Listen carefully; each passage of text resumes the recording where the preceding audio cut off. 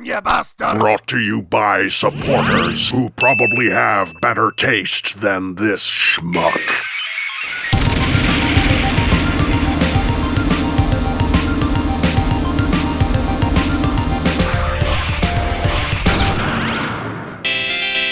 Re-establishing the Legends paradigm through Hasbro's core class was a difficult task, but given how things turned out, it's safe to say their efforts were highly successful, quality-wise at least. Many fans had developed animosity towards the design team after the small-scale experiences were relegated to Micromasters on the same Target Master template over and over and over again. To call this revitalized size class a success would be an understatement. It's easily the one sale that simply refuses the shelf warm these days, especially with the current financial position post-pandemic. People are just not as open to spending big bucks on toys. Core class figures are simply a better fit for this decade, which is why, again, the decisions Hasbro is making going forward are baffling. Why would you do this? However, there's been a common theme up until this point. Core class figures weren't seeking to outdo previous versions, but rather offer a new experience entirely. Optimus Prime doesn't directly compete against the Thrilling 30 version because that one was an IDW rendition, and the only true G1 homage anywhere near this size was at least a decade ago, and at an even lower price point. Bumblebee is very similar. Rat Trap and the Fossilizers don't even have comparative toys. You might be able to make the argument for Megatron, but the aesthetics are still pretty different in the grand scheme of things, and the last attempt was still quite a while ago. However, as the line begins to change and evolve, eventually it's going to start retreading old ground.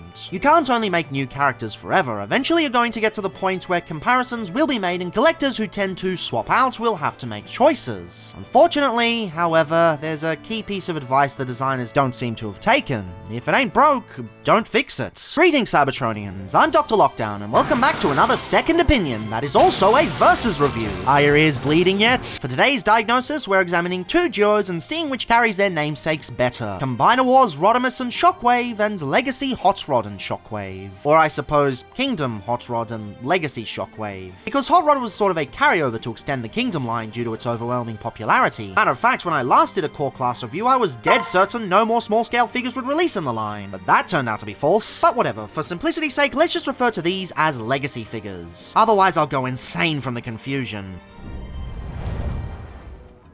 Aside from the obvious gap in release year, there's another key factor that influenced the design process of these two sets. After Thrilling 30, Hasbro took a different approach to Legends design. Instead of doing small-scale versions of existing characters, they made it so they were part of the same scale and interacted with figures deluxe or higher. This continued all the way into the War for Cybertron trilogy, ending with, of course, the introduction of Kingdom's core class. And predictably, it ended up selling much better. This direction is something I criticized for years, but regardless, that's where these figures came from. With the more recent core class, this constraint isn't bogging them down anymore. The only thing these figures need to do is be the best Legends figures they can be. So, hypothetically, this would give the Legacy ones more freedom to be perfect representations, improving on the issues Combiner Wars got stuck with. In this rare instance, however, these figures weren't that compromised to begin with. Shockwave already turns into a laser cannon, so the compatibility is already there, and Rodimus just plugs into the torso as a card chest without any extra conversion. Of course, I'm not really going to discuss that option just yet, since that's best saved for the eventual Optimus Maximus second opinion. For now, we're going to focus on what you get out of the box. And right off the bat, yeah, it's pretty obvious this was just thrown together simply because. Conceptually, it screams slapdash marketing decision, with several layers of dissonance packed within. Word on the street is Blackjack was originally going to be Runabout, but they changed it at Warden's request to Blackjack at the last minute. Perhaps it was to leave the door open for deluxe versions later on. I personally reckon they were characters he wanted to do for ages. They did eventually make a Runamuck and Runabout from this mold though, released in the Takara Adventure line, a parallel Japanese-only lineup coinciding with Robots in Disguise 2015. Seems weird, but off-the-wall redecos in that line were fairly common, likely due to them needing to fill the ranks. I would say it's not worth hunting down at the current prices, but given the other two options, maybe it actually is. Ironically, the original Blackjack car mode would have fit Rodimus better, evoking sort of the style of the Classics version.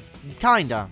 Maybe I'm just spitballing here. But long tangent aside, conceptually it's clear this was just thrown together as a quick and easy cash grab, something that Combiner Wars was very well known for. However, when it comes down to the execution, this actually works quite well. Now admittedly you have to put yourself in a different headspace to appreciate it. If you're an extreme accuracy nut, this will likely disgust you to no end. Hell, back in the day I shared this animosity. How dare they turn Hot Rod into a rally car? What is this, some weird Hot Wheels spin-off? However, as a rally car, they've done a bang-up job. The plastic choice feels premium as fuck. providing a nice rich and vibrant red with a wonderful metallic fleck. The flames on the front are done fairly well, looking more like arrows than flames, sure, but it's far from the worst flames I've seen on a hot Rodimus. Also, kudos to doing the yellow well. We all know how poorly yellow can be done sometimes. He could definitely do with an Autobot symbol on the trunk though, although part of me does get why they didn't. You'd end up with a sideways badge on the combined mode, something Blackjack suffered from. Although that wouldn't bother me, I can see it bothering some folks, so I see why they didn't bother. Speaking of combined modes, they've made it so that the combined torso plate acts as the classic Rodimus spoiler. It's got a bit of a Prime vibe to it, echoing the style seen on Beast Hunter's Optimus, yet it still manages to fit with the rest of the figure really well. I also dig how they allow the handle to work as a top-mounted cannon. It's visible enough to give this mode some extra identity, but not so gaudy that it feels out of place. It's also really cool how they've added extra vents on it to make it blend in with the design better. This is actually something that quite a few Rodimi do, and it's a really neat aesthetic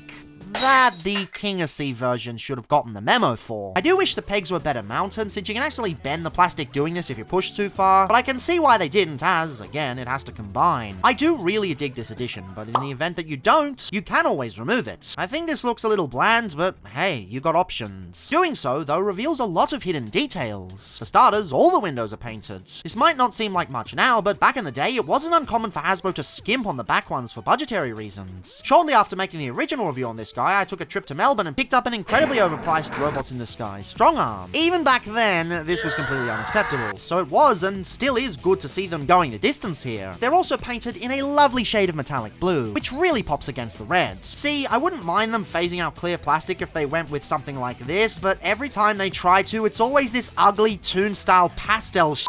Maybe the problem is less clear plastic and more using thicker joints. I also like how they've used the necessary waffling to give us a killer exhaust system. Given the time this came out, pre-budget increase, hollowness was unfortunately very common in mainline. It didn't bother me personally, and for the most part it still doesn't, but even so, it's awesome to see how they've taken this potential shortcoming and turned it into a real asset. In fact, there are tons of hidden details on this figure that you'd never notice without getting in close. Air intakes on the sides, molded rear view mirrors, tiny door handles, indents on the bottom of the door. As per usual, I'm sure there's a name for these that people in the comments will tell me. Deepest apologies, I'm not a car guy. It's clear this wasn't designed to be Rodimus or Blackjack, more so a generic car that can have any identity placed on it. That said, it's also clear the designer put an insane amount of effort into giving this figure its own identity, separate from all the corporate fuckery. Unfortunately, I don't know who said designer is. The Prime Wars trilogy is sort of a blind spot in the Generations era. Most of the time, you can't glean anything aside from the Wardinator stamping his name on it. The wiki just takes what it can get from the various interviews and collection books over the years. The only part of the figure I find slightly underdone is the front, and not because of the shoulder hinges, mind you. Yes, these are a smidge unsightly, but given the price point, I think it's an okay sacrifice. Besides, I'll take this over the mode not holding together at all. But no, my main annoyance is all these lights. So, you've got the four that are painted on top, and I absolutely love the shiny paint they've used. But then you've also got these unpainted ones further up, and then you've got two more sets at the front? It's kinda hard to tell without specific mechanical detail. This whole section walks the line between underdone and overdone. It's not hateful by any means, but I wish it had an identity as strong as the rest of the mode. But regardless, this mode works quite well. As said earlier, you do have to disconnect yourself from the original design. But when you do, you'll find an absolutely wonderful rally racer take on the G1 Classic. And even then, it's a lot closer to the G1 design than the last attempt. It's sort of the Combiner Wars equivalent of Legacy Evolution Breakdown. Yes, the car mode is wholly inaccurate. Yes, it would have been nice if they could have made a new mold from the ground up. But that never would have happened. That's not what this mold is. This mold is an opportunistic corporate mandated redeco, and as such, separated from what people want it to be, focusing on what it actually is, it's surprisingly good.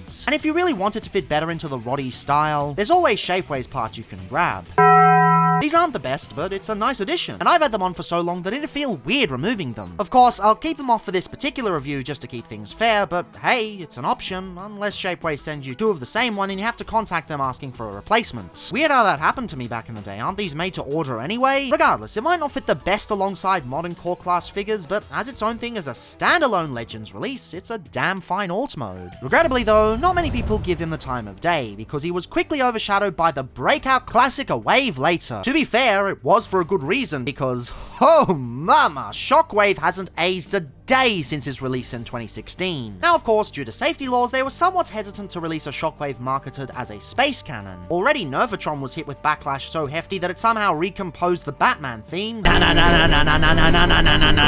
As such, it's marketed as a Cybertronian spaceship. While aesthetically it walks the line between that and the traditional gun design. It's a hard tightrope to navigate, but it's also kind of necessary given you can't just turn it upside down and call it Thunderbird 4. Honestly, though, I think it works really well. The front is very clearly going down the cannon road, with this beautiful clear pink cutting through the luscious dark purple. You can even see how they've left some extra paint on the side protrusions to make it seem like this clear piece is locked in place, when it's actually this entire panel with some of it coated in purple paint. Speaking of, that may seem horrifying on first mention, however they've used a special material that has a bit of extra flex to it, ensuring it doesn't get broken easily. I was always concerned upon purchasing this that it would break down sometime down the line, but it's been several years and it still remains rock solid. I haven't even heard of a single case of the figure breaking, which is amazing all things considered. Now watch a bunch of people recount it in the comments, happens every time. Furthermore, the color match is near flawless. If you look real close you can tell, but only barely. They've even matched the metallic fleck, which is another awesome extra mile they didn't have to go. Unfortunately, the clear plastic does have its limits. Likely due to stability, the target side is cast in opaque plastic. It is pretty unsightly, especially if you're trying to use this as a spaceship. And up close you can even see evidence of them trying to make this a separate piece. That said, for the solidity of this mode, I completely understand. And hey, if it really bothers you, there's always fan moding, turning the handle into a sort of bridge assembly. 2023 DrLockdown finds this absolutely ridiculous, but 2016 DrLockdown felt this was perfectly acceptable, so I guess it's an option at least. Personally though, I'm fine with a small blemish, because it's the only time the silver plastic feels out of place. The feet make absolutely wonderful wing assemblies, even if they're a bit undersized, and the exposed shoulder and elbow joints barely register. Part of that is probably because this thing is coated from tip to tail in absolutely exquisite mechanical detail. Some of them you won't even notice without careful examination. For example, until I started work on this specific video, I never realized they actually molded the bridge onto this thing. It's such a blink and you'd miss a detail, but once you see it, you really appreciate this Shockwave even more. Hasui knows how to do good shit like this. Oh, right, this figure was designed by Shogo Hasui. Weirdly enough, we actually do know who designed this one. As for who Hasui is, he's only the guy who's made some of the best bloody figures in recent memory. Man's a goat. Shit like this puts its skyscrapers above Rodimus, even with him admittedly hiding some neat tricks. Back at the front, the knee assembly turns into these awesome twin lasers. It's a wonderful feature that makes great use of the existing mass. The main body keeps it fairly reserved, but the greebling on the back goes absolutely insane. So many wonderful mechanical panel lines, yet they never overpower the tail fins. They also do a fantastic job of letting the ball joint cuts blend in with everything else. They just feel like part of the alt mode, not some unsightly gap with no purpose. Even the hands blend in seamlessly, likely due to them going with the toy option with clear plastic. You'll see later with other releases how this could have easily gone wrong. And that's really the prevailing theme with this rendition of Shockwave. So much of this shouldn't work. Clear plastic joints, exposed hinges, gaudy appendages, silver plastic that should absolutely turn out like Games Workshop grey. Hell, the entire idea of combining two different ideas into a single alt mode. It all points to a massive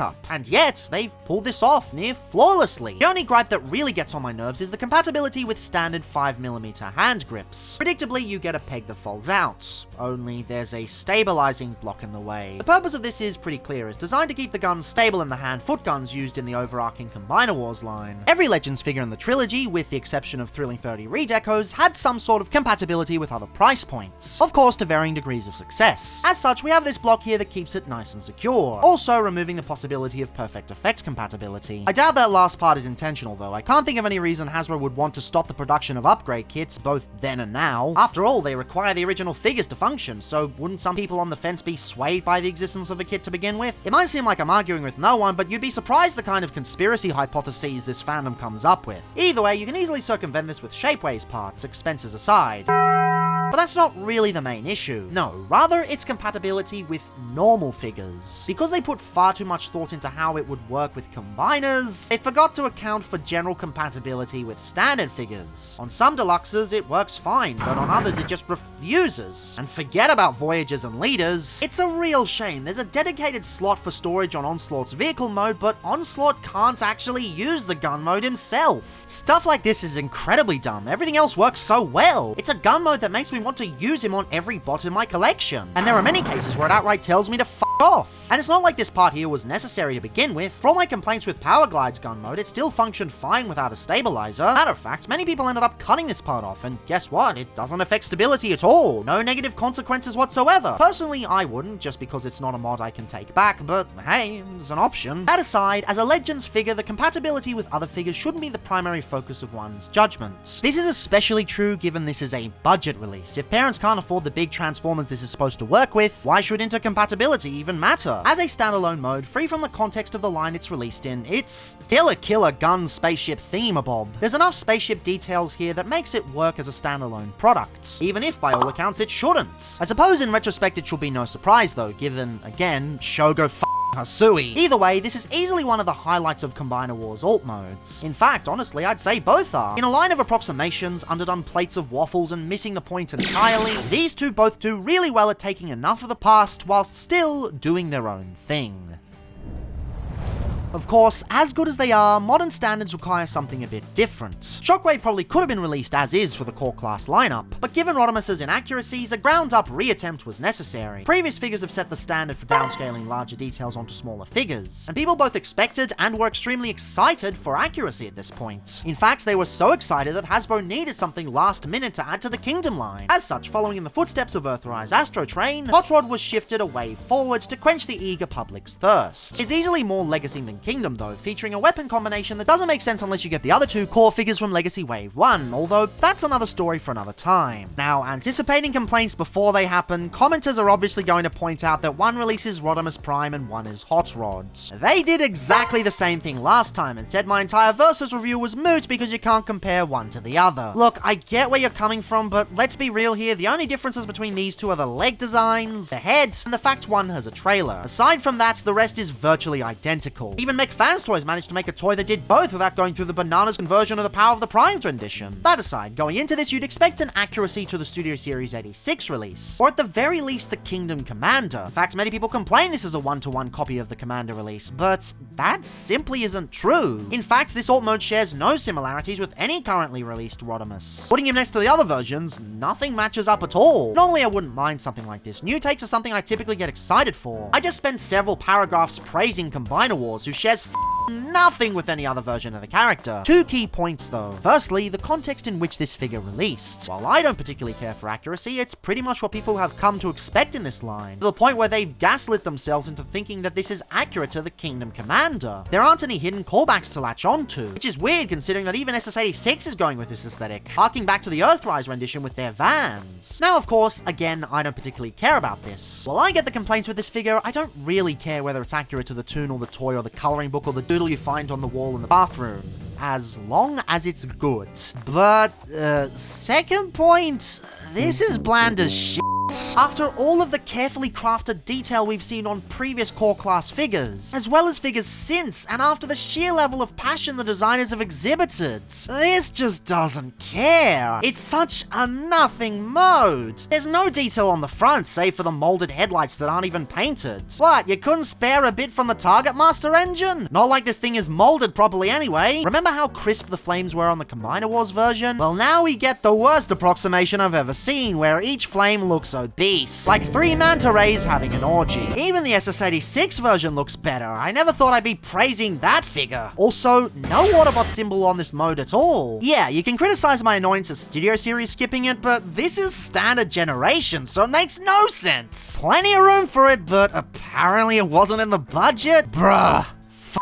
Bruh. The sides also have barely any detail. You got a few downward lines and that's it. Yes, the silver pipes are done, okay, but hot rod types are known for the orange splotches that offer that extra bit of detail. Too expensive, I guess. No chance they could have added sculpting lines on the sides to evoke the original. The spoiler looks completely out of place in comparison to the rest of the body. Much like the Combiner Wars rendition, it leads into the Aligned continuity stylings. Only here the dissonance is far greater. It looks like placing a Gundam Age piece on a 30-minute missions kit. Yes, they're from the same company, but the two aesthetics don't work at all. Also, the detail itself is really underdone. After we've dealt with some really fantastic mechanical detail over the years, this feels like a step backwards. The yellow paint also uses that sloppy paint thickener technique, so the panel lines bleed from underneath. This whole piece kinda looks disgusting, it's just icky. You can also use the spoiler to store the included store, but this is even worse. Not only is the paint thickening even more gross, but it's incredibly sloppy on this piece. Where the hilt ends and the energy blade starts isn't clearly defined. I can't help but wonder if it would have been better to cast this in a different color, but as you'll see later, there was a specific reason they didn't. Also, a missed opportunity with not allowing it to face backwards as thrusters. This whole assembly just screams wasted potential. Still, taking it off isn't much better. The mechanical detail underneath is some of the most slapdash shit I've seen at this price point. Or at least it was at the time. Yes, I get it's a core class figure with a limited budget, but concessions are usually made at the expense of other parts of the figure looking good. And in this case, nothing makes up for it. When I refer to this as an amorphous blob, it's because there are so many different aesthetics it's trying to pull off, and none of them work properly. While I don't care for accuracy, it probably would have helped in this instance in the sense it would have given the designers a clear vision for this release. As it stands, there's no key idea to latch onto. They couldn't even get the bloody windows right. Much like Optimus Prime before him, they chose this really wispy light blue that clashes hella hard with the red plastic. You know, if I had a nickel for every time Hashtag f***ed up a core class figure's windows, I'd have 2 nickels, which isn't a lot, but it's weird it happened twice. As mentioned earlier, it's that color Hasbro loves to use when they try to mimic the pastel toon stylings. While Optimus Prime began this trend, it was also popularized by figures like Buzzworthy Cup and Cliffjumper. And no, Cliffjumper doesn't get to be the punching bag again because they kept doing it, and kept doing it, and kept doing it! The only time I've seen it remotely work is on SS86 Brawn, and even then a deeper, perhaps metallic shade would have been way better. I really wish Hasbro would stop using this, but because it's toon accurate, apparently all criticisms are invalid, and you are ordered to like it. And all this is without even discussing the elephant in the room. This figure simply refuses to hold together. The top panels do not, under any circumstances, remain in place. There's always going to be this unsightly gap. There's no fan moding trick. There's no modifications. It's just designed poorly. Sure, it may fit for a couple of minutes, but slowly and surely, it's going to come undone. The designers didn't even bother fixing something so crucial. I don't even know who to blame with this, because technically this released in Kingdom first, and as such, there's no credits on who worked on it. What good is a Transformer if it doesn't even hold together? Hell, what good is a Transformer when nothing works properly? From every angle, this figure is absolute rubbish. It's so slapdash that even things that wouldn't bother me normally are becoming annoying. Usually exposed mushroom joint pegs are sadly part of doing business, but for some reason here they just infuriate me to no end. And yes, this alt mode is more accurate in some vague half-assed sense. It's only such in the broadest of terms, but it is more in line with what you'd expect for a modern core class release. Thing is, what good is that if the mode stinks? From the get-go, Hot Rod screams lack of care, which is the exact opposite of what made Legends Return so great in the first place. But then you compare him to Shockwave and, well, I honestly don't know which one is worse. Now, at first glance, it may seem like there was no need to update Shockwave at all. His stylings already allow him to work great in the existing lineup, so a simple re-release could have worked great. That said, there are people within the fandom who have criticized this release from the outset. To quote one such individual, Combiner Wars Shockwave tries to be both a gun and a spaceship, but it ultimately fails at being a spaceship because it didn't bother to put in the extra effort. It has the audacity to lie about what it is without actually making it a convincing lie, and it just ends up looking more like a sci-fi streamer popper. Now, I can't say I agree with such an assumption, but there's enough people out there who genuinely feel they were cheated out of a proper Shockwave with this release. As such, it sorta makes a begrudging sense that Hasbro would remake the character.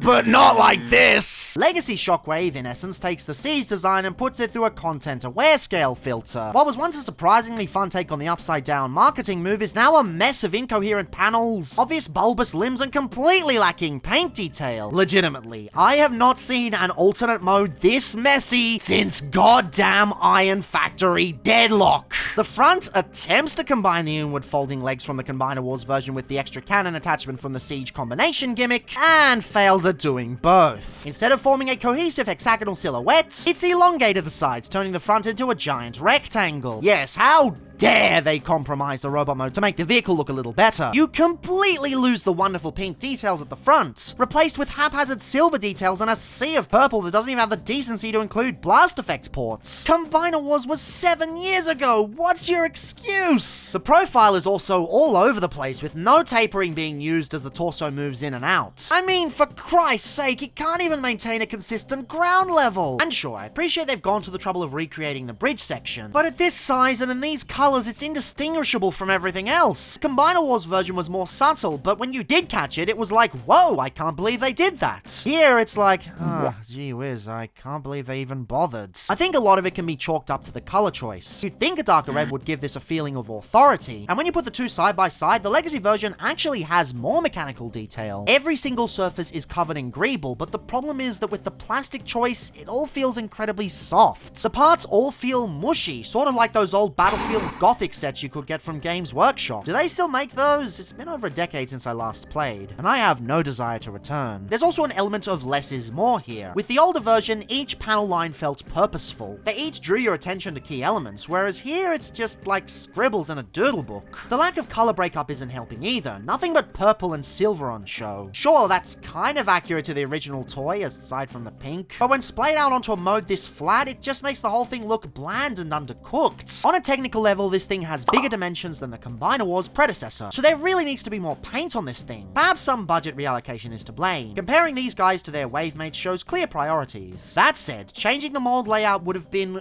greatly appreciated. When you look at what they were able to do back in 2017 with much stricter budgets and corporate meddling, you start to wonder why we're going backwards. And that's ignoring the atrocities out back. The designers didn't give two shits, or even one shit for that matter. While you can see they're trying to emulate the Siege version, that one had the benefit of a thin main body with a decent wingspan. Here, they wouldn't dare mess with the arm proportions. So they flatten out the body, plonk the arms at the back, and call it a day. As a result, the wings end up being shortened, and the whole thing ends up an incomprehensible mess. The arms just bing chilling out the back, scream filler release. And the tiny wings on this thing feel weak and pathetic. The whole section doesn't even lock together properly, constantly falling apart from even light play sessions. There's a million ways they could have made this convert, but they went with none of those options. Instead, they half-assed the alt mode under the guise of a Cybertronian spaceship, and then gave it no attention whatsoever. I don't even remember them advertising the included gun compatibility, which, why did they even bother? You're talking about blatant lies about alternate modes? Look at this shit!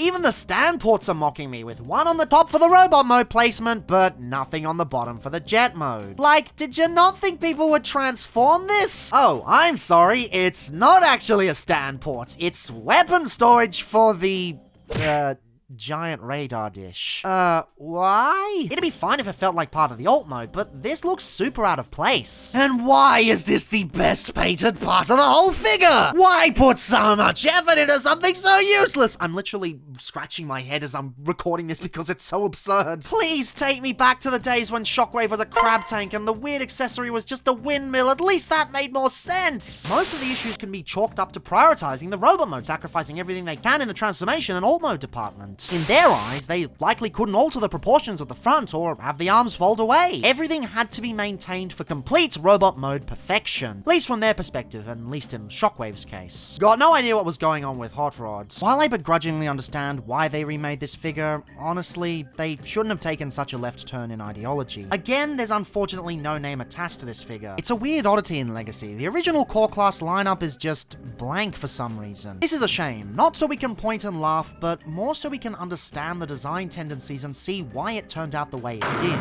Like, Hasui did Earthrise Starscream. We can see his previous work and see why it failed, and still respect him as a designer. I'd at least like to know who designed Shockwave here, just so I can figure out why he failed so bad. Still, either way, I reckon they should have re-released the Combiner Wars one with a few minor changes. Worked for Studio Series 86RC. Sometimes, if it ain't broke, don't fix it. Regardless, I think the winner of this round is pretty obvious. The alt mode should have been easy enough given core classes' track records. These didn't have to combine like the Dinobots, they just had to be good toys. Hell, the Combiner Wars ones did have to interact with larger figures. And they didn't just turn out comparatively better, but genuinely good as their own standalone vehicle modes. Oh well, you can't win them all.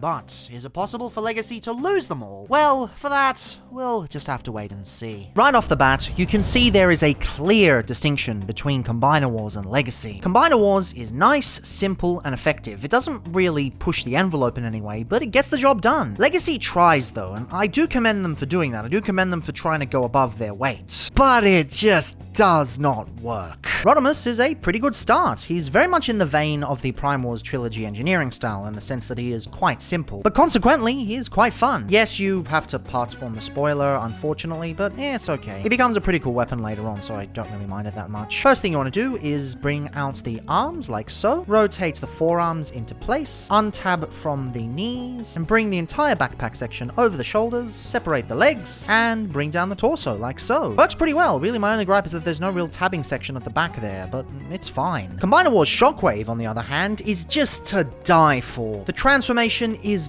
buttery smooth. It just works so well. There is a grand total of one frustrating part in which you separate the legs and need to make use of these shifting hips. These shifting hips are quite common on Figma type figures, and they don't really work very well in the transformation here. Doesn't make it very fun, but other than that, it's basically great. You bring down the knees like so, bring the feet up like so, separate the arms, use these double hinges like that to bring them forwards, and bring down the shoulders on these hinges. You bring the handle into gun configuration, hold down the sight, which will actually bring up the head, and then fold this down and it clicks into place on the back, and you are done. It's addictive. It might be one of the most addictive Prime Wars trilogy transformations they've ever done. Well, I say ever done, but they've stopped making them, so that doesn't really make much sense. Regardless, Shockwave is lovely. Absolutely lovely. The kind of transformation you want to do over and over again, the kind of thing you want to convert endlessly. And you can, because the clear plastic is quite solid, so kudos. Okay, enough fun. Now we gotta go for the pain. The one thing I really dislike about this hot rod in conversion is that everything is done in half measures. You have to half transform something, then half transform something else, and then you can come back and do the rest. And I really dislike transformations like that. It just never seems fun. First thing you want to do is bring these sections half of the way up. These feet are sort of on hinges, and you bring them half of the way out, like so. You can also separate the legs on their pegs like so. You don't actually have to remove the spoiler, which is nice, but what you want to do is move the backpack half the way up. Then you might as well do the rest of the legs to get everything out of the way. You bring the legs the rest of the way down on these double hinges, take the kibble and fold it down on these double hinges like so. Separate the arms from the torso, bring them down on these really tight joints that are very annoying, and pose the arms as you wish, and then you can finish off by collapsing the backpack. Everything starts and goes halfway, and then you have to come back to it later. It's the kind of transformation I really dislike. It's not a complexity thing, it's just that it's not satisfying. When you're constantly interrupting satisfying steps, it just ruins any of the flow, and it's just not fun, and ultimately, Legends figures more than anything should be fun. And Shockwave's definitely not fun, because it's just clunky, flat out clunky. He transforms sort of similarly to the Combiner Wars version, where you separate the legs like so, except instead of a shifting hip mechanism, you've got this section that rotates inwards, doesn't tab in, it just sits there, so then you kind of have to get these into place and just use them on the hinge and the ball joint. If they've got a hinge and a ball joint, why not just use the ball joint? Seems a bit useless. You untab the arms from the backpack, and the backpack rotates inwards like so. It does click into place. Bring the handle down across that, and yeah, you've completely covered up the potential stand port hole. So much for functionality. Basically, everything folds into the backpack. It lets you do all the work with the backpack, so there's no actual engaging transformation, and you bring down the arms, and you are done. I mean, I guess it's better than Hot Rod, but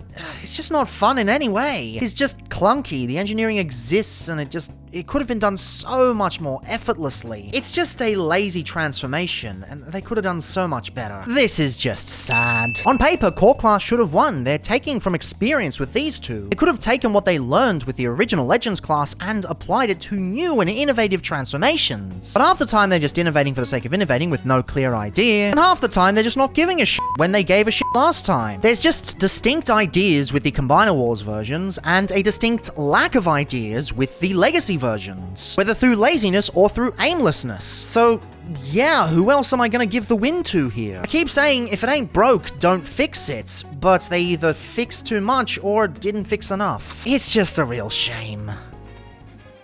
From the get-go, the Combiner Wars versions should not have worked. Forced combination compatibility, approximations being used in the designs, hollow bits that should make these feel cheap and nasty. There's always been a plethora of issues piling up that should have tanked these figures. And yet, somehow, they don't. Somehow, at every point, these figures rise above it all. Rodimus' robot mode exemplifies this contradiction. Conceptually, it's a shoehorned repaint right in line with Combiner Wars' obsession with every mold getting used a gazillion times. In spite of this, everything works, even if it really shouldn't. The head sculpt is serviceable enough, there's nothing amazing about it, but at least it fits well with the rest of the body, which is more than I can say for some of the Combiner Wars redecos. And especially the Fun Pub atrocity. panties. And again, massive kudos to getting the yellow right. They've applied multiple thin coats to make sure it doesn't just gloop around, so it looks solid with no bleed underneath. Granted, younger DrLockdown was a bit careless and caused it to chip a bit, but that's on me. For the most part, it does well. By all accounts, these shoulders should not work. Not only are they positioned really low down the torso, but they're basically sitting on really thin panels surrounding barely concealed voids. They're also ridiculously bulky in comparison to everything else, and it should really lead to proportional dissonance. And yet, somehow it doesn't. Somehow, the combination of these shoulders with the extra bulky backpack give this guy a real bruiser feeling, right in line with the vehicle mode. The shoulders should feel disjointed from the rest of the body, yet somehow in these colors, they don't. Same with the torso assembly. The front of the car folds onto the back, and nothing really locks in solidly. You'd expect this to not just look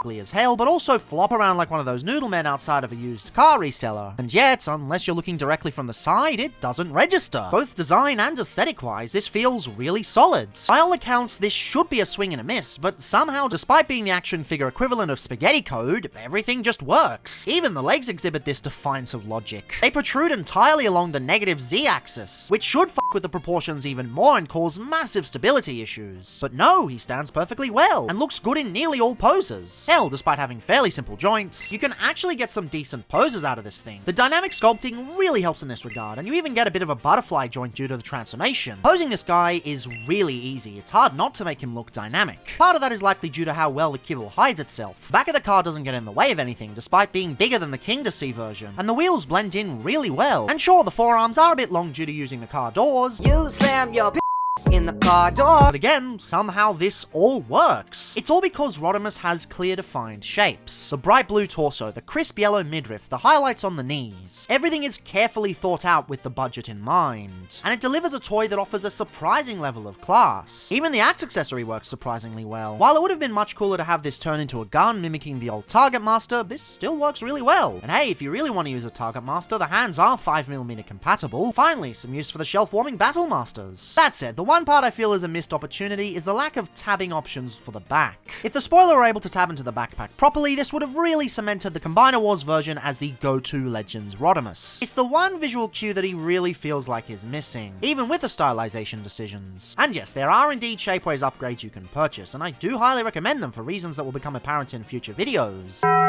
But this feels like something that should have been considered out of the box. Already the plans for Rodimus were baked into the design with the position of the spoiler, so having one more tab would have really sealed the deal. Fun fact though, back when I bought the Shapeways part, I thought I'd lost the original accessory, so for the purpose of review, I went back and bought a second copy. It's a good thing I found it though, because surprise! It's a KO! 2022 was the year I realized eBay was dog shit.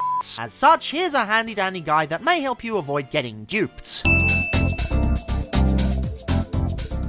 The biggest telltale sign is always the plastic color. The original has a rich and shiny red combined with a crisp yellow. The L on the KO looks like it's been in the sun for too long, and the red is dull with no fleck at all. Also, the blue is much lighter and the head paint is sloppier. The joints are far ricketier than the original, even right out of the box. And the Autobot symbol on the bootleg is just sad. So yeah, avoid eBay for mint on sealed card Prime Wars Trilogy figures, or mint figures in general really. I was fooled thrice in 2022, and only in one instance do I find the quality satisfactory. There's bootlegs and there's bootlegs, and in this instance, the bootlegs. Regardless though, Combiner Wars Rodimus continues to surprise at every turn. What started as a glorified accessory for Battlecore Optimus has quickly turned into a damn fine standalone figure. Although the old Legion Legends rendition is probably more solid in terms of looks, this one easily wins on fun factor alone. No idea why the previous video I did on this was so negative, because looking at it now is anything but boring. And don't forget, at the time it was leagues above all the other options. It was pretty much this, some oft-forgotten collector grade items, the self-destructing masterpiece, or a platinum re-release of the absolutely rubbish classics figure. There's very little you can complain about with him. Sure, there's minor blemishes like the hollow legs, but that's par for the course in 2017. Besides, it could be far worse. It's a real shame this guy ended up shelf-warming for the majority of the year. I remember seeing these on deep discount at the rejects shop, and even then, he still refused to move. Even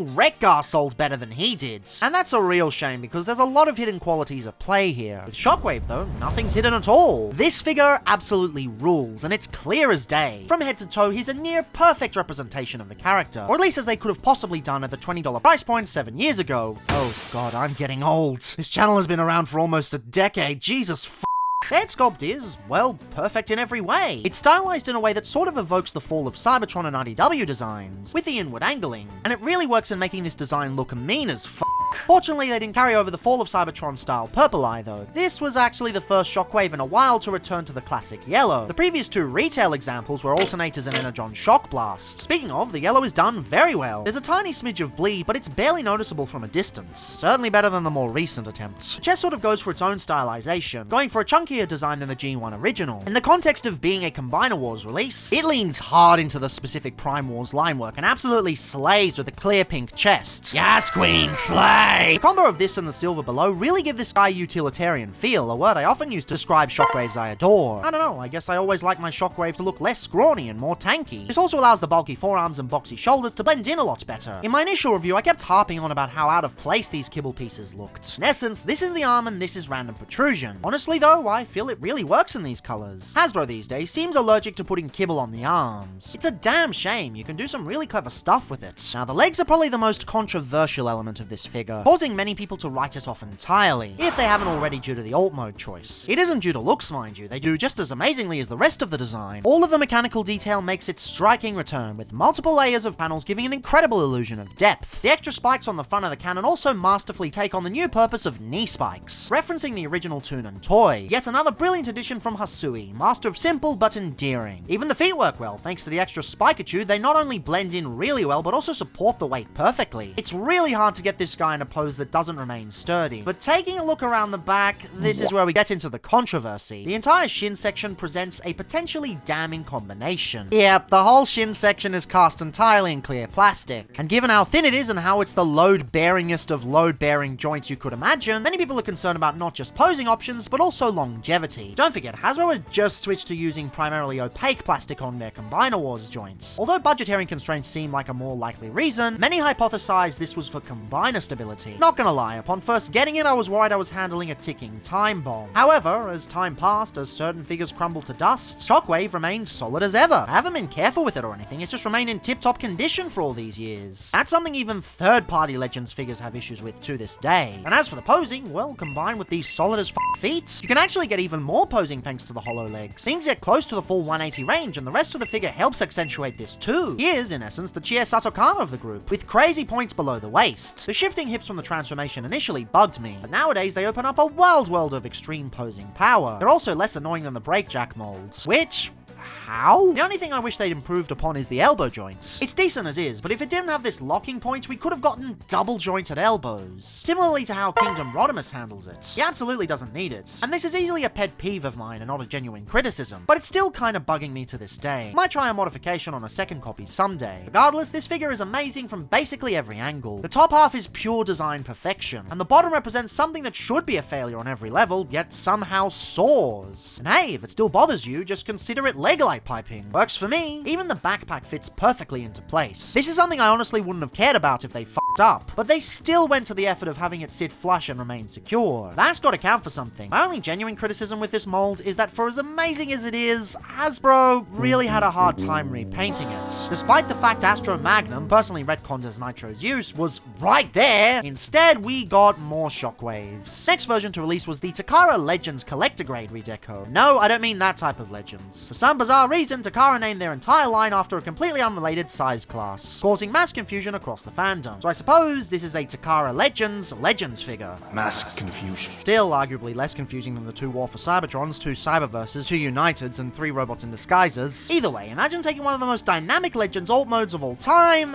and sucking the life out of it. I'm sorry, but from the get-go, even way back with Henkei, this color has never worked. People always try to justify this by claiming he was always this color in the cartoon, but, no. No single shot ever showed him in this color scheme. And yes, I'm aware he was primarily this color scheme because his scenes took place on Cybertron, where everything was much darker. And yes, the actual Sunbow model is a much lighter shade of purple. But not this much lighter! This shade keeps coming back over and over again, and whenever it's used, it looks like the figure is wearing pajamas. Also doesn't help that there have been certain accuracy choices made that ignore the original intent of the figure. The added silver at the front end ends up covering the hidden pink, making this mode lose all of its ferocity. It's like they knew to the damn thing in a metaphorical sense of the literal concept. I swear that sentence made sense in my head. Then you've got nonsense like the hand now being visible from the back since they've painted over the clear plastic for toon accuracy. body. And why did they change the silver? How is it that the Hasbro version was able to avoid the use of Games Workshop grey, but Takara wasn't? What bizarro world do we live in? Mass confusion. Robot mode isn't much better. So many of the details end up disappearing thanks to the paint choices. The knee spikes lose their prominence now that they're surrounded by silver. The hand looks incredibly wonky now that they've painted over the clear plastic. The torso gets extra paint, making the torso look far too small in comparison to the rest of the body. Even the eye paint is weaker, going for a wispy greenish yellow instead of the crispy orangey stuff. But hey, at least they painted these side panels. Nice that they're visible now, as they sort of blended in on the original. But that's just one improvement in place of so many negatives. Despite being a Takara release aimed at collectors specifically, it feels far more slapdash than the retail version. And sure, it comes with an extra headmaster, but it's not much use without the combining beast is supposed to come with. Plus, do you really want to give Shockwave breast cancer? You sick bastards! I get personal preference and all. Some people will always prefer the flat toon style over typical mainline mechanical detail. This just isn't the best option for that though. This is a figure that was meant to be something else entirely, missing key paint apps because they're trying to turn it into a toon style figure. If you're gonna go for Sambo supremacy, just fork out the extra cash for a third-party version. This thing already retailed for 40 to 50 Aussie dollary dues. At that point, you're 2/3 on the way to the new age version. However, the clear plastic on these two may still be a turn-off for some people. Being built well or no, some people just don't want to take that risk. If that's the case, they released a third Shockwave in the G2 Bruticus box set. I actually attempted to just buy the Shockwave separately upon release, but the seller accidentally sent me a full mint and sealed box set by mistake. I contacted him and offered to send the whole thing back, but he said it was just fine. So I guess that made me the proud owner of a $20 Combiner Wars Bruticus. Thing is, I ended up upgrading mine with Transform Dreamwave and Perfect Effect upgrades, both of which made it impossible to use the gun functionality. As such, I had to use a Shapeways piece. Unfortunately, it doesn't come off. It's pegged in forever now unless I take a knife to it, so just bear with me for this review. Regardless, the biggest change this figure makes is removing the clear plastic entirely. This may be a decent trade-off for some, but me personally, I think it looks boring as shit now. It's even more neutered at the front because they couldn't dare to spend some extra paint applications on the tip of the cannon. I do like the red plastic they chose for all the joints, and much like the original version, it blends in quite well. For some weird reason though, they insisted on keeping the wings silver like those before him. This is of course because the original Action Master Shockwave had silver feet, and they wanted to remain accurate at the cost of a vehicle mode. And yes, you heard right, Action Master. Shockwave never had a G2 version. There's this huge gap between G1 and Binaltech, where Shockwave just fell off the radar. At least Soundwave got a GoBot. But to compensate, they went for an Action Master homage, and I reckon it looks alright with the others. Even more so in robot mode, mind you. The red highlights work really well on this figure, and almost make up for the lack of paint on the legs. Same with the chest, the extra silver and redone orange sections are absolutely gorgeous. The gold paint on the eyes also pretty neat. Not as good as the original, but definitely better than the Takara version. And that's really this figure in a nutshell. It's sort of a middle ground between the instant classic that is the original and the wonkily misguided Takara attempt. I can sort of hesitantly recommend this version because although the sacrifices aren't really my jam, you may be able to overlook them in your collection. And who knows, you may just get a free Bruticus out of it. Just be aware that there's a smidge of mold degradation on the hips that's not present on the other two. Nothing major, but it's something to be careful about. Now you may be asking, Dr. F***wit, why did you buy 3 of this mold? Well, other than just really liking the damn thing, there's something interesting you can do. Back in the days when FunPub was keeping to itself and not spewing hateful rants that would make atmospheric guanciale orgasm at his desk, they decided to turn Shockwave into Reflector. There hadn't really been a proper update back then, so I appreciate the efforts. Now I am not hunting down the original, not just because f***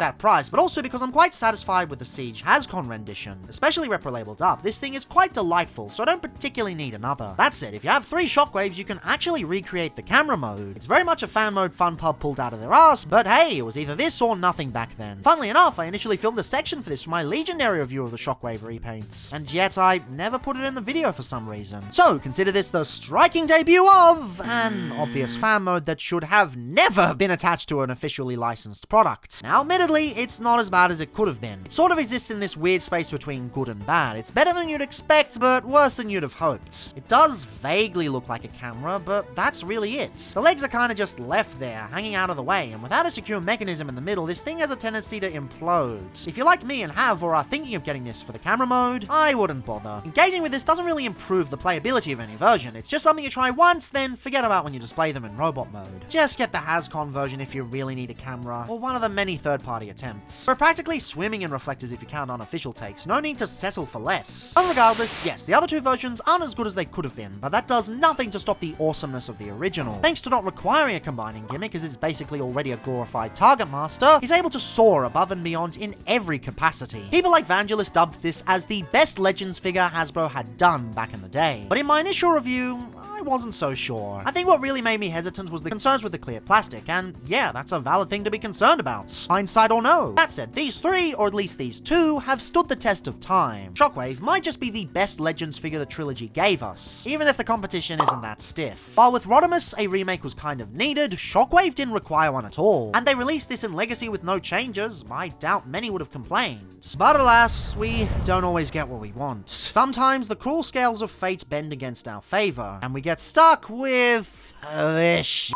Despite having 4 years to improve, and despite releasing in a line with utterly fantastic Legends releases, showing the world that the price point is still valid, King to See Hot Rod is one of the ugliest small-scale figures I've ever come across. No joke, this shit is uglier than Beast Machine's Cheetor. Not to say Cheetor is ugly, but just let that sink in. They made Beast Machines more aesthetically pleasing than this. Hell, I'd argue he's uglier than the Zeta aerial bots. Not as poorly built, and certainly not as bad at all, but it's easier to look at these bastards. Head sculpt, yeah, it's pretty bad. Wouldn't exactly call it the worst head sculpt I've seen on a Legends figure, but they've done really well in this price point so far, with only a few exceptions. It just highlights how much they've fumbled the bag here. If you had milk in said bag, it would have turned to butter by now. It's honestly really difficult to decide whether I hate this one or Bumblebee's more. But either way, it's pretty icky. The face seems to be pulling a Superatron mini homage with the washed out pastel bug eyes that make him look like he's trying to fake paying attention, but it's obvious he's not because he's actually a corpse. And why is the nose so big?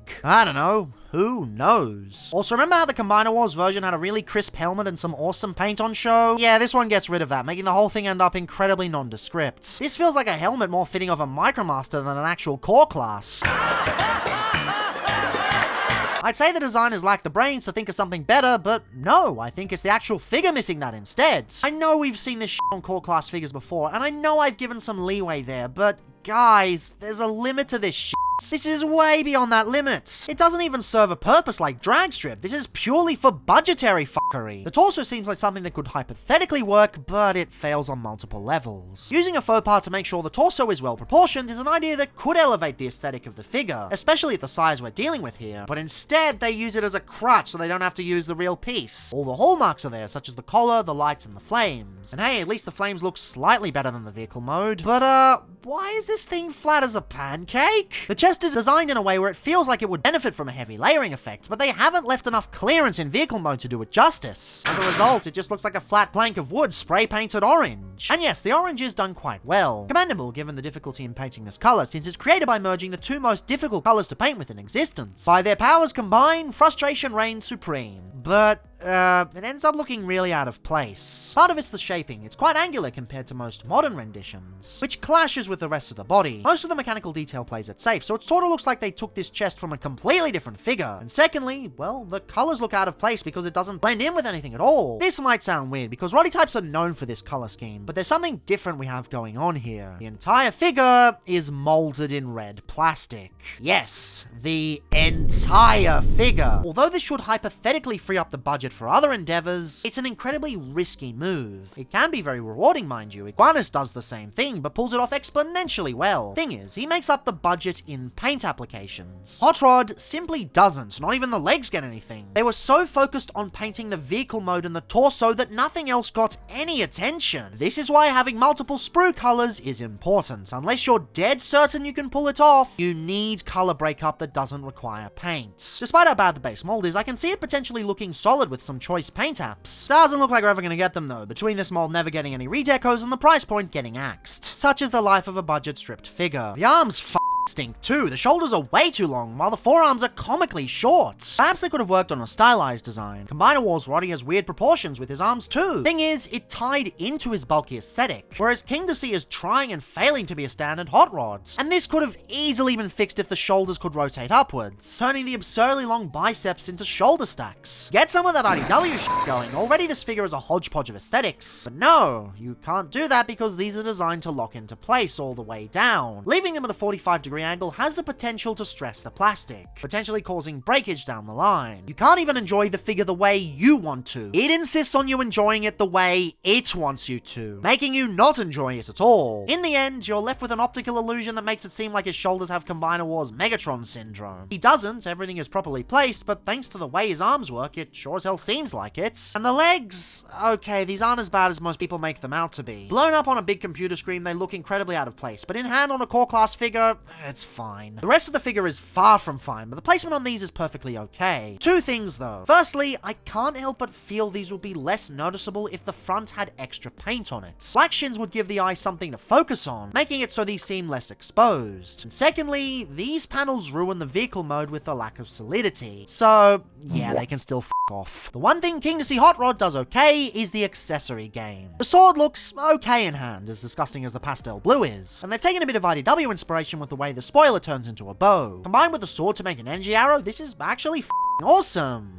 It's just a shame none of the posing works well enough to accentuate it. All the weird proportions and joints that don't move out of the way when you want them to, he doesn't look dynamic at all. It's the complete opposite of the Combiner Wars version. Things should work here, given the time between each figure and the standard set by the previous releases in the core class lineup. But you, it just gives up. As said earlier, this figure doesn't let you enjoy it the way you want to. It only works on its own terms, standing on a shelf in a static pose as a stand-in for a character you may not even care about. You wanted to actually have fun with a core class figure? What are you, someone who wants value for their money? This figure. What a joke. If they just finished the Kingdom Core lineup at Wave 3, this whole thing could have been a perfect home run. Hell, maybe if they brought Iguanas forward a bit, it could have been one last hurrah. But then, Legacy Wave 1 would have been kinda lackluster in comparison, just like when they brought in Astro Train and Spinister to Siege. So, I don't know, maybe it was for the best. It's funny though, back when he was first announced, myself and the general fandom were on complete opposite ends of the hype spectrum. I was optimistic while everyone was shitting on it relentlessly. Nowadays, it's the opposite. People seem to treat it like it's the best core they've done. And I just don't get why. A lot of it really boils down to lack of identity. This figure simply defines itself as being a hot rod. Okay, what flavor of hot rods? Do you want to go for the Bruiser style? Maybe get some classics greebling? How about the sleekness of the Power of the Primes version? Hell, even the SS86 version with its failure of screen accuracy had more identity than this. There's just this mismatch of aesthetics that leads to the toy being inconsistent with itself, and it has to use this awkward transformation to get it to work. Ultimately, if they just stuck to a consistent styling and simplified the whole thing, it would have turned out a lot better. And then you get to Shockwave, who's definitely not as bad, but has way more of an identity crisis. It's been a long time since I've seen a figure this bland. It's almost as if the designers meticulously calculated the design to be as close to plain white untoasted bread as possible. Now, with the vehicle mode, you could see the attempts to keep this close enough to the Siege one, but in the robot modes,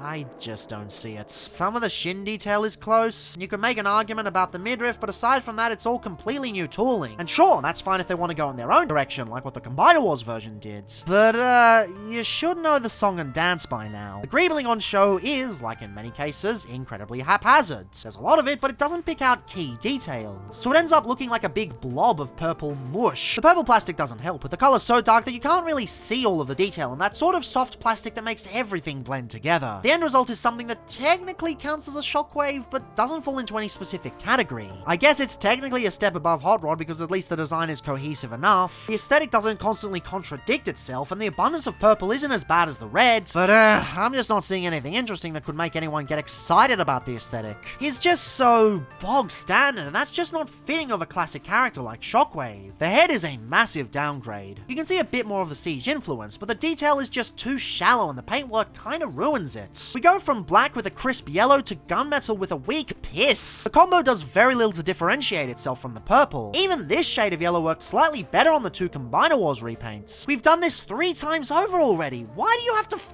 it up? And why is the torso painted silver? Of all the colors to choose, they had to go with the most boring. They were so conservative with their budget that the only color breakup is the multiple silver paint applications. I appreciate that they added this many applications with bits on the backpack, ears, thighs, feet, bodies and even the sides. But the torso really should have been yellow, or pink, or hell, go with orange for that Action Master creds. It doesn't have to be clear plastic, but it has to be a color that makes things more interesting. Maybe the paint budget was eaten up by his mold mate, G2 Megatron. Sure, I get it, but here's the thing. Already this figure is done entirely in the same color. You're already saving a ton of money on the mold's layout. Why do you need to save money on the paint as well? It was the same thing as Rodimus, although at least he has the alt mode as a reason. A poor one, but a reason nonetheless. What's Shockwave's excuse? And yes, obviously there are repro labels to fix it, but a figure shouldn't need repro labels out of the box. It's nice to apply them, but they should make good toys better, not fix the shortcomings of bad toys. That's not a criticism to Toy Hacks, mind you. That's a criticism to Hasbro being lazy with this particular release. One thing that makes me even more frustrated is they wasted most of the paint budget on this radar accessory. Bruh, who was asking for this? And look, they already had paint in the paint layout. Can we get some of that on the torso? Well, fuck me, I guess. I really don't know why they bothered with such an accessory. It's not something creative like Hot Rod's bow, and it doesn't combine with anything. In both modes, it actively makes the design worse. And I guess it's kinda cool that the backpack flips out to offer shoulder guns in a fan mode configuration, but it's really not enough to make me like this figure. Plus, standing him with this, or even in a standard pose, is a nightmare due to the knee tolerances. Basically, they've opted for two separate joints this time, so you get a nice ball joint for posing instead of a thigh swivel. As such, many copies have a tendency to simply fall apart at the knee, given sometimes the peg isn't molded properly. Furthermore, the knees are incredibly loose, leading to immense problems with dynamic poses. And even further than that, no heels! It's ridiculous. This guy has all the makings of a standard posing package, but the lack of care in the legs just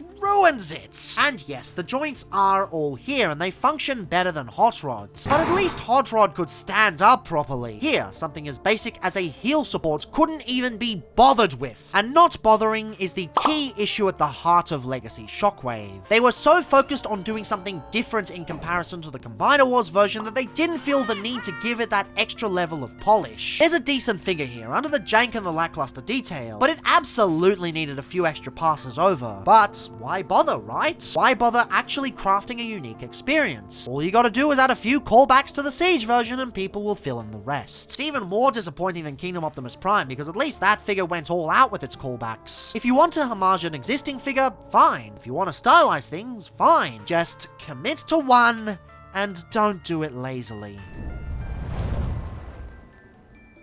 In the end, you may still be wondering why I chose to combine these two characters into a Versus review. I mean, aside from the fact they both released in Combiner Wars and both were intended for Legacy, there doesn't seem to be much connecting them. If anything, it would allow the Legacy Core class review to be much beefier and more comprehensive. As it stands now, there's going to eventually be points where I say, go watch this other video for more information. Well, the thing is, the Legacy versions are disappointing for exactly the same reason. They're both coming off the backs of fandom classics, where the cult all well known, and in both instances, they're only different for the purpose of differentiation, not innovation. Oh, you should buy this Shockwave because it's a spaceship, sorta like the Siege version. Oh, you should buy this Hot Rod because, well, f*** you! Neither of these figures are steps forward in their respective character lineups. Rat Trap genuinely delivers the best version of the character, eclipsing all other versions. Megatron and Starscream may not outrank their Legion Legends counterparts, but they are a massive step up from the thrilling 30 versions. Not that those were bad by any means, mind you. Soundwave never had a Legends version of this design prior, but he fixes a lot of the issues seen on the Netflix rendition. Same with Studio Series 86 Ratchet and Ironhide. These absolutely eclipse their respective Earthrise versions, even if the line they ultimately released in wasn't exactly appropriate. Say what you will about Volcanicus, there's absolutely no comparison to the original. It is infinitely better. And complaints about Optimus Prime aside, at least you can tell they tried.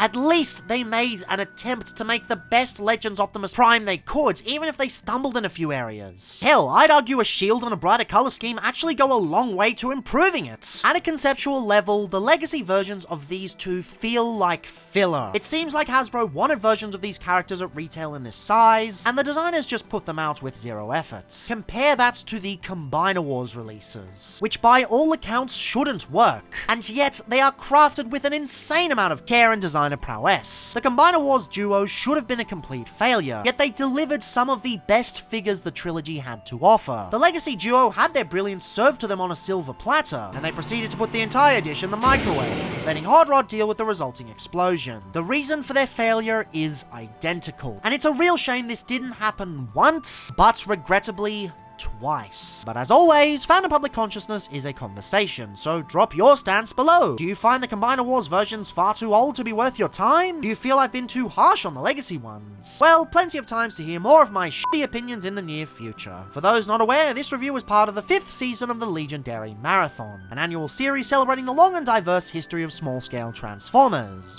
That I skipped the last 2 years due to personal circumstances, and oh god, the War for Cybertron video, please make it stop. 7 full reviews, 23 mini reviews. We've got more full-scale reviews coming in the pipeline, but for now, it's back to the shorter ones. Tomorrow, we take a look at the sort of figure that's so rare and so obscure that most people actually forget it exists. But is it actually desirable, or is it just rare and obscure and nothing else? Until then though, there's a context for everything. Till next time!